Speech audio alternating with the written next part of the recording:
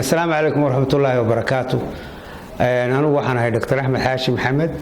معمولها عصبتال كبوهودله ما أنت هالكم وحنا يسوون نميت هنجي شقالها واحد شراء إن الحوجا وربحينها إن كسيو قابن عصبتال كسوي هاي يسوج هانشري يوقت كان حاضر كا وحياله لوجا بهاني عصبتال كانوا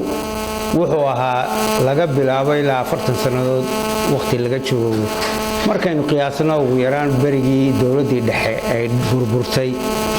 wuxuu kamid ahaa cusbitaalada isna burburkii raacay Soomaaliya waayo wadanka markaynu burburku markuu ka dhacay meel walba way kharibatay especially wixii public ahaa oo dhan way baaba'een marka cusbitaalada qaar baa la jajabiyay qaar baa laga dhacay sariiri qaar baa kuraasidii laga waxeeyay qaar baa la degay adu xaaladda muddo dheer buu ku jireen wadanka badankiisu magaalooyinku way isdhaameen buuhooda waxay ahayd markaan aanu qiyaasay meesha ugu liidatay xagga cusbitaalka ugu liidata wadanka oo dhan Soomaaliya oo dhan markaad israacisid waa meesha ugu liidata waa ko markii arintaasu sida ku dhamaatay ka bacdi dib dambe dhowr iyo 30 sanadood waxay ada iyo wax kale oo community-ga wadanka degan ee buuhooda degan ay u qabteen cusbitaalkii ma jiro xoogaa muddo 2 sanadood ayaa wasaaradda caafimaadka ee horumarinta caafimaadka ee Somaliland ayaa xoogaa baanu ka dalbanay marka waxbay noo soo ogolaadeen waxay noo ballan qaadeen inay cusbitaalkeena la hagaajiyaan in fact intii hagaajintiisii qaybo yarar baa la sameeyay qaybta umulaha baa noogu daraa iyo dhalaanka qaybta umulaha iyo dhalaanka imika waa diyaar waxa kale diyaar noo ah qayba moogtahay wash leeyahay washku waxa weeye waa sanitationka waa biyaha iyo sanitationka kale meeshaad ku arki doontaa marmalaynaya waxa weeye kuwaasna maantaaba la bilaabay in la geliyo cusbitaalkii biyahaasoo ah cusbitaalku wuxuu ku shaqeyn lahaa cusbitaal aan biyo lahayn deewan garanaynaa cusbitaalba maaha mana shaqeyn karo biyaha iyo cusbitaalku ma kala maarmaan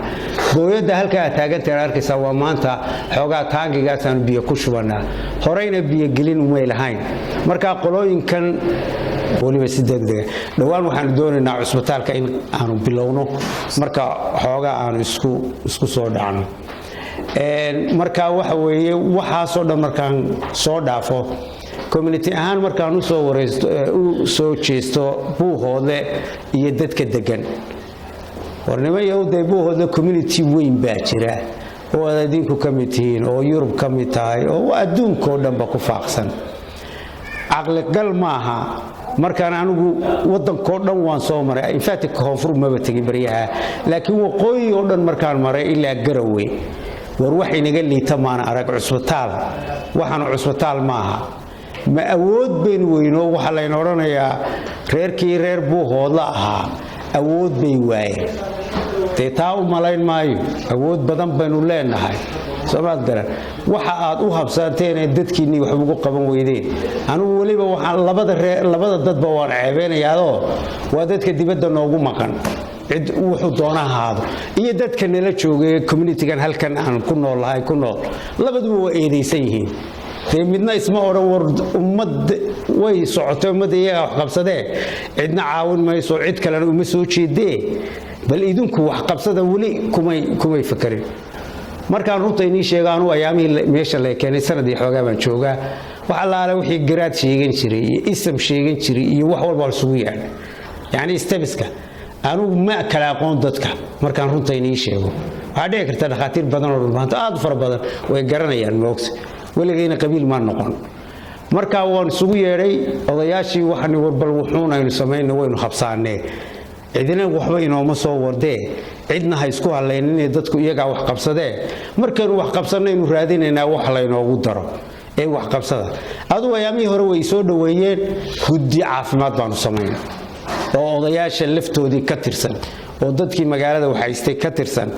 markaan runta sheego odayaashii shirki ugu horeeyay markaan tagnay shir dambe waa isu kaay qaban waayeen inaan wada helo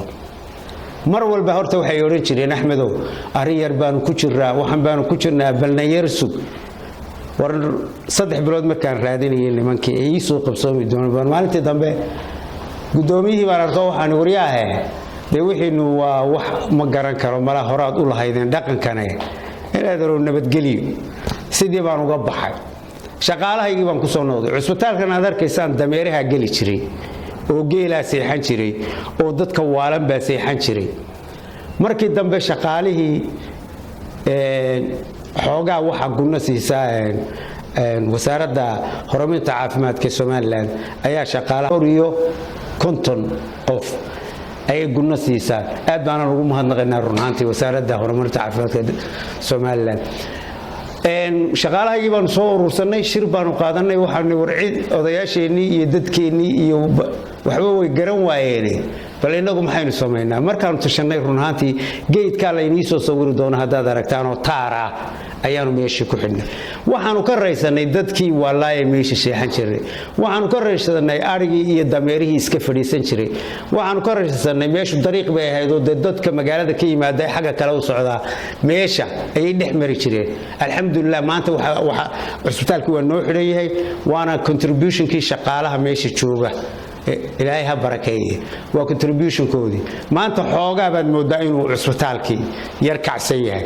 qaybta naga soo horjeeda waa Decemberkii wax walba warsamay qaybtana ballanqaad baanu qabnaa aan fadhiyo oo aad arki doontaan sawirkeeda in la noo hagaajiyo mashruuci woosha qoladan la yiraahdo social relief organization kana waa kan bilaabay imiko maanta taswiirihiisa wada arki doontaan biyagelintiina way noo wadaan oo idinka arkayo booyad baanu dhaansanaa booyadna cusbitaal waxba ka tarmayso marka community-ga halkan jooga way habsaameen intaas aanayga soo gaadhay wuxuun baa marka waxaan isiri dadka mala wuxuun baa la tusaday markay wax arkaan dhaqdhaqaaqay way ku soo jeesan doonaan horta rajadii waan qabaa oo ii soo jeesanayaan oo xoogaa imika durbaba waa noo soo joogsadaan dadku markay arkaan inaan xoogaa qabanayno community-ga dibadda ay haray community-ga dibadda anu dibadda ku noolaa 20 sano meelahaas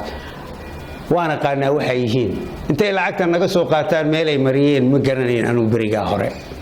marka aniyo shaki wuu jira hadaan qoladiina nimika ayaantii hore aan la hadlay waxa weeye shakigaas waxa weeye cusbitaalka dawladii hore in siyaad baa dhistay ka bacdi waxa weeye waa tii la kala guuray wax walba dhaceen inaan shakhsiya oo cusbitaalka madax ka ahaa ayaa meeshii looga tagay lama oran war waxan waxa lahaa dadku ka dhaxeeyay cid iska leeyma jirteen waxay ni hagaajsanay hebel baa ninkaana wad garanaysan waxba yaan leeyni qarin al xukum baa leeyahay al xukum baa meesha la beeyay taa horta waxa ni xaqiiranaya maanta al xukum meesha ma leh waa been weey ninka ku yiraahdo al xukum baa leh waa beentood waa waxay dadka ku khaldaan weey dadku wax isku khaldo weey war nin baa meeshii haysta anu maalintu yimid oo faatixii oo dhaka gura odayaashii garaadadii baan mafaatixda u dhigay shir soo fariistay oo mafaatixdii ka qaaday meesha saasan kula wada al xukunna waxaan shaqalaad ku leedahay talawaad nagu leedahay laakiin faragelin kale iyo cusbitaal aad sheeganaysaa halka ka baxbaan waanu aqbalay thank you very much al xukun waanu mahadnaqnay waana sidii buu nagu la shaqeeyaa soo garan marka taa hadaad fikrada haysataana ilmaad reeyay fikrada ana maanta inay cadeynaya ee arinta saa ula socdo ta kale inay cadeynaya wax weey warnimeeyo bal isu tago cusbitaalkii qaybtiinii u baahan yahay si degdeg bal wixii aad noo sameyn kartaan ee wax kasta waan u baahanay baaldi maran hadaad ii keentaan waan qaadanayaa wuxuu baan ku sameeyaa waxa weey cusbitaalkii sareerihii furshaantii mishiinadii muxtaba shaybaarko aad iyo aad maartay aan ugu baahanahay x-ray mishiinkii ultrasoundkii oxygenadii waxyaalahaas oo dhan cusbitaalku u baahan yahay Soomaad garan marka waxyaalaha imika de wadankana waa doctor cudur xun baa ka dhacay ilaahay anaga waa naga nabadgeliyo ilaa imika hal case baa jiro halkii case ma sha Allah ilaahay waa nagu guuleysay Soomaad garan wax kale oo naga dhacay x-rayada waad garanaysan kama maarmo adigu yaanan waxba inii waxayna wax allaale wixii cusbitaal u baahan yahay aad awood u leedahay waxaan ka filayaa inaad waddankiina iyo dadkiina iyo hooyooyinkiina iyo habaryarihiina iyo wixii aad ku soo caawisaan waa loo baahan yahay nidaamna aad u soo samaystaan iyo program sax ah oo aanu annaguna raacno soomaad garan waxaan idinku mahadnaqayaa dee arrinta aad naga guddoonteen berigii dhoweyd ee aad maaragtay hadalkaygana horaad u maqasheen waxa weeye idinka unbaan wax inila qaban karaa meelo badanna waddanka waan ka soo shaqeeyey oo gobollo aad u fara badan ayaan ka soo shaqeeyey dibaddana dee 20 sannadood ayaan ka shaqaynayey nidaamka iyo administrationka iyo dhibaatada jirta iyo waxaasoo dhan waan la socdaa laakiin anugu maanta waxaan leeyahay warbal anugu dee retire baan ku jiraabe intaa yaree dhowrkaas sannadood aan meesha hagaajin karno warbalna la hagaajiyo dadkiinni bal wuxuuna u ogolaada shakiga aynu ku jiraana hayni ka baxo والسلام عليكم ورحمة الله وبركاته. بسم الله الرحمن الرحيم. أنا جماعة حالي هذا الدكتور أحمد عبد الرحمن سؤال لي هذا هل كان وحان إمي إلى الله بالعض بينها بشي لبعض من هذا الشوجا إن أنا عرفت يا عذره جود كل شغلة بأنا كانوا إمي marka waxyaabaha aan shaqadii wali u bilaabano hortaagan waxa ugu muhiimsan isbitaalku shaybaar ma leh haba yaraatee wax qalab shaybaar ma haysto de hadba mataqaanaa sidaad u jeebtid baa loo dhatiyaa waxyaabaha waxaa jira basiga oo ilaa la helo aan la shaqayn karin oo talaabo hore loo qaadi karin anagu dadka waa arki karnaa laakiin waxay u baahan yihiin wax lagu baaro hadda ta ugu muhiimsan weeye hadhow waa la hormarin karaa waxyaabaha kale oo hadba meeshu joogo guud ahaan cusbitaalku spacekiisu de waa intii hore oo wax cusub lagu kordhiyay ma jiraan warbixinta uu Dr. Axmed Xaashi idin siiyay agaasimu weeyaan marka laakiin haddii si wacan looga faa'iideysto capacity-giisaas wax badan oo baahida caafimaad ee magaalada ayuu dabooli karayaa waxa marka dhawaanahan la isku taxalujinayo wax waa laga qabtay ama dib habeyn lagu sameeyo ama ha noqoto qolo hay'ado rabtay in ka hawlgalaysay oo rabtay inay de waxyaabaha qaar ballan qaaday laakiin covidka iyo waxaas ay la kowsadeen oo aan sidii la rabay ama la filayay aan wax u qaban marka hadda waxa ugu muhiimsan ee anagu mataqaanaa ii muuqdo ee cusbitaalka inuu shaqeeyo oo xitaa maaragtay waxyaaba si basic ugu shaqeeyo waxyaaba ugu hooseeyo outpatient ku shaqeeyo hortaagan waxa kamid ah shaybaarku waa lama huraan buu yahay marka waa loo baahan yahay dee cidii gacan ka geysan karaysa inay gacan ka geysato waana u mahad celinaynaa marka intaan baan ku darayaa wixii warbixinaya kala dawaatay doctorku ka hadlay aad baad mahadsantihiin ma bilaaba bismillaahir rahmaanir rahiim magacaygu Nima Aadan Maxamed waxaan ka tirsanahay midwifery eeda qolada soo gasha shiftiga eeda baahiyo badan aan ka qabno xagga midwiferyga istuufihi oo kale ma haysano oo bareefadadan istuufaha ka soo kilin garaysanaa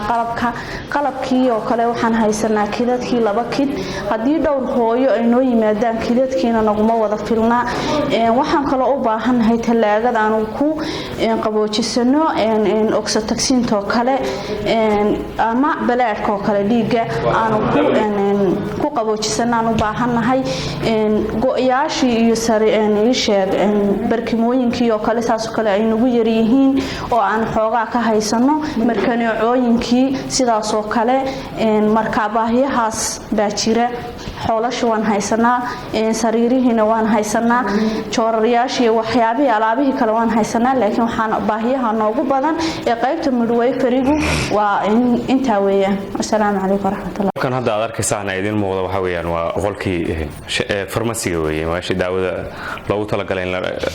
la dhigo ama ay dadku qaataan hadda waxyaabaha halkan looga baahan yahay kale waxa kamid ah marfashkii daawada la saarayo kale hadda uu ka maqan yahay badanka hadda daawooyinka halkan baan ku bixinaa wixii maanta loo baahan yahay marka halkan waa farmasigii halkanna waa meeshii storkii wey storkii daawooyinka loogu talagalayo hadda xoogaa daawaaba yaala kartoomada ku jira waxyaabaha inta badan waxaa u badan essentialka antibioticska iyo waxyaaba ka maqan way jiraan marka waa storkii isagu qaybtan waa halkan waa wardka lagu talagalay dumarka marka xaggan qaybta guud ahaan intaan aan hadda ku dhex jirno maternity-ga loogu talagalay marka waa meeshii loogu talagalay dumarka in markii ay umulaan kadib ay joogaan baa loogu talagalay halkan meeshii la jiifin lahaa wey hadda halkan qolkan waxaa yaalla 4 adigu ilaa space kalena wuu jiraayo halkan oo qaar la dhigi karo halkan oo kale waa normal delivery-ga loogu talagalay ama dhalmada dabiiciga ee caadiga aan u baahnayn qalliinka marka waa qolkii halkan dhalmada weeye halkan space-kan uu bannaan yahay hadda iyaga laftigooda ma garanaysaa waa lagu sii sugi karaa halkan oo kale waxaa loogu talagalay in dadka qaybta qalliinku hadday markii la furo halkan waa meeshii dadka ma garanaysaa nurseska iyo dhakhaatiirtu ay ku bedelan lahaayeen dharka oo ma garanaysaa change room weeye marka iyaduna waa saas kale qaybtan qolkan isaga waxaa loogu talagalay inuu noqdo operating room ama operating theater baa loogu talagalay OT